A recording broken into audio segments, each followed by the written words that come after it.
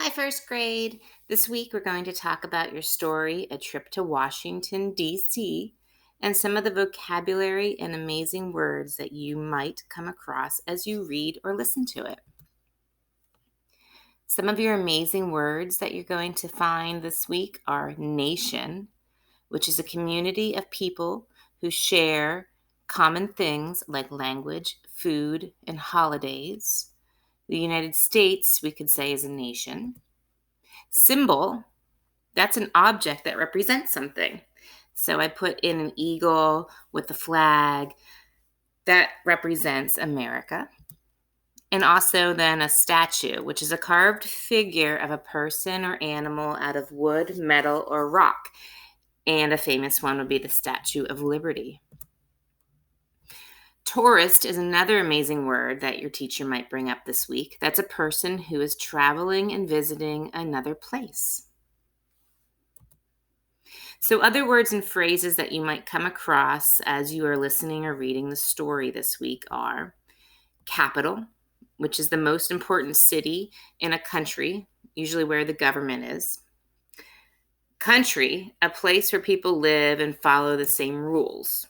So, the pictures that go with those, I have a picture of Washington, D.C., which is our capital of our country, and then our country, which is United States of America. You're also going to hear the word documents. They're papers made by countries and the governments in those countries that have laws and rules on them. Also, the word treasures. It's usually things that are special to someone. I put a picture of gold in a treasure box up there because, of course, that would be special to pirates. But you could have toys in your room and you could call them your treasures.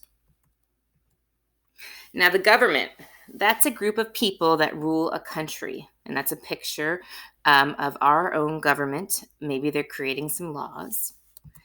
And the word splendid, that means impressive or great or excellent. And that's a cover of Fancy Nancy. Splendid speller, which means that she's a great or excellent speller. The word busload is going to be in the story. That means the amount of people a bus can hold. And they call the bus in the story the coach. That's just another word for bus. So it's like a fancy word for bus. A plan. It's written ideas on how to do something. So sometimes you need a plan to do a project, build something. So you start at step one, and then you have all these steps to get to your end goal. You're also going to see the phrase father of our country. They're talking about George Washington because he was called this because he was our first president. You're also going to hear and read the phrase stars and stripes. That just is another name for the American flag. And the picture on page 106 and 107, when they're talking about the bird, it's a bald eagle, and it's an American symbol for freedom. I hope that these pictures and explanations of these words and phrases help you as you are listening and reading your story this week about Washington, D.C.